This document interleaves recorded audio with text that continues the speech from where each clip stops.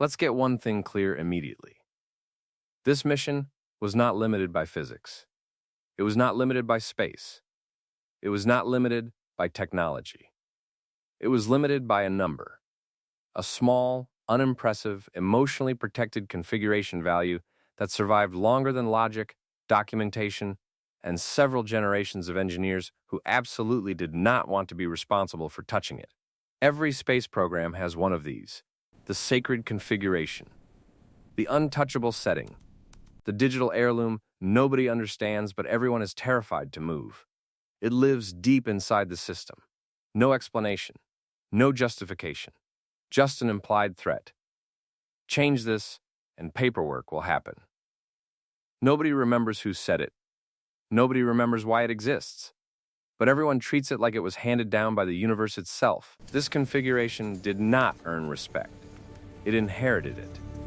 Years ago, on a completely different mission, with different hardware, different risks, and different assumptions, someone clicked a drop-down and said, "That seems reasonable." That sentence has more long-term damage potential than any software bug. Because once something works once, it gains immortality. The person who said it is gone now. Retired, promoted, moved into management, unreachable. But the configuration remains. It gets copied, approved, forwarded, inherited. Every new mission assumes it must exist for a reason, because surely someone smarter already thought this through. They did not. Fast forward to the current mission. Nothing is failing. Nothing is alarming. Nothing is technically wrong. And that is exactly why this configuration is dangerous. Operators start feeling it immediately. Not explosions. Not alarms. Just friction. Why does this take so long? Why does recovery feel unnecessarily difficult? Why does the spacecraft behave like it is hesitating when everything looks ready? Telemetry says go. The configuration says wait. Operators ask a simple question: why is it configured this way? And they receive the ceremonial responses. That's the configuration. That's the baseline. That's standard. These are not explanations. They are conversation-ending devices. Standard for what? Standard for when? Standard for which outdated set of assumptions that no longer applies to reality? Nobody knows. Nobody checks. Because checking would require admitting the possibility that the configuration is not perfect. Here's the part that makes this configuration survive. It does not break anything. If it broke things, alarms would scream. If it caused failures, investigations would happen. Instead, it quietly makes everything worse. Operations are slower. Margins are tighter. Recovery is harder than it needs to be. The spacecraft is fine. The humans are tired. Management looks at dashboards. Everything is green. Everything is nominal. They conclude everything is working. What they are actually seeing is human compensation. Operators adapt. They always do. They memorize delays. They plan around inefficiency. They build mental models to compensate for something that should not require compensation. They do not complain loudly, because complaining labels you as difficult. So the pain becomes invisible. And once humans successfully compensate, the configuration looks validated. This is how bad decisions gain authority. Weeks pass, then months. Opportunities quietly disappear. Data that could have been collected is not. Timelines stretch. Recovery windows close. None of this triggers an alarm. None of this appears in a failure report. So it continues. Eventually, someone commits the ultimate offense. They ask, what if we change the configuration? The room goes quiet. Not angry quiet. Career-preserving quiet. The responses arrive immediately. That would require review. That could introduce risk. We would need to revalidate assumptions. Let's not change too much mid-mission. Notice something important. Nobody says it is unsafe. They say it is inconvenient. Process enters the room. Process is excellent at blocking progress while sounding responsible. The configuration is now protected, not by physics, not by safety, by forms, meetings, and fear. Meanwhile, reality keeps changing. The spacecraft ages. The environment evolves. Operational patterns shift. The configuration does not, because configurations do not evolve on their own. They fossilize. The inefficiencies compound. More manual steps, more mental load, less margin for error. Operators juggle tasks more aggressively. They rely on experience instead of clarity. Still no alarms, still no failures, just constant friction. Then something finally breaks through. Not a disaster, not an emergency, a question. Why did this take so long? Now attention arrives, data is pulled, trends are examined, comparisons are made. And suddenly the answer is obvious.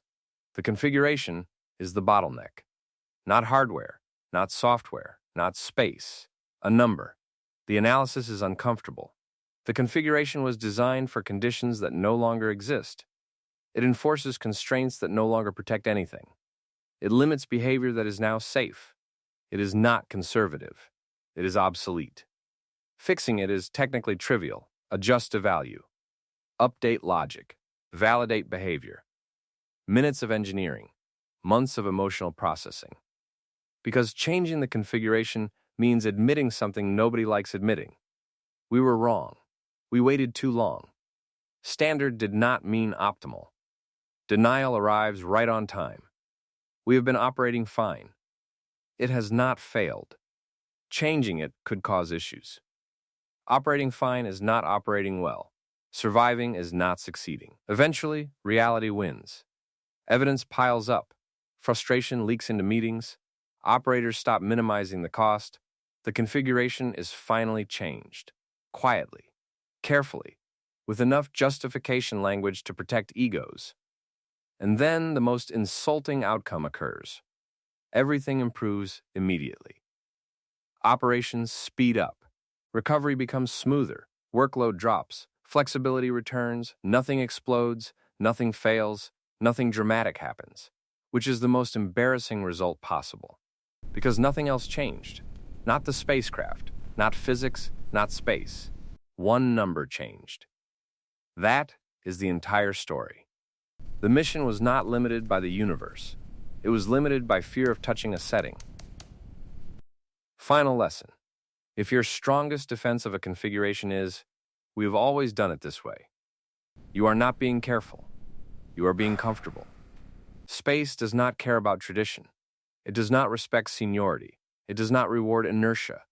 It rewards understanding. And if one configuration setting is quietly running your mission, then the universe is not your biggest risk. Your habits are. Let us insult this gently but thoroughly. Keeping an outdated configuration is like driving with the parking brake on and congratulating yourself for staying within the speed limit. You are technically safe. You are also going nowhere efficiently. The configuration was never reviewed in the context of the current mission. It was never re-earned. It simply survived by being old. Age is not proof of correctness. It is proof of neglect. Engineers often confuse caution with immobility. True caution requires constant reassessment. Immobility requires nothing at all. The configuration became sacred because nobody wanted to own the consequences of change. Leaving it untouched felt safer than improving it, even when improvement was clearly needed. This is how missions slowly tax their own success, not through failure, but through accumulated inefficiency paid by people instead of systems. And until teams learn to distinguish between stability and stagnation, this story will repeat. Over and over. On different missions, with different hardware, with the same invisible number. This additional section exists to drive the insult deeper without swearing. The configuration was not malicious. It was lazy. It survived because nobody wanted to be the adult in the room and ask whether it still deserved to exist. Every time someone defended it, they were not defending safety. They were defending their own comfort. Comfort disguised as responsibility is one of the most expensive illusions in engineering. People like to say, if it isn't broken, don't fix it. What they really mean is, if it hasn't embarrassed me yet, leave it alone. But embarrassment is not the same as failure. And avoiding embarrassment is not the same as doing good engineering. The configuration turned caution into stagnation. It rewarded inaction. It punished curiosity. It taught people that doing nothing was the safest career move. And so everyone complied. They complied quietly. They complied professionally. They complied while silently working harder than necessary to compensate. That is how bad settings become institutional knowledge. They stop being questioned. They stop being examined. They stop being owned. And eventually, they stop making sense.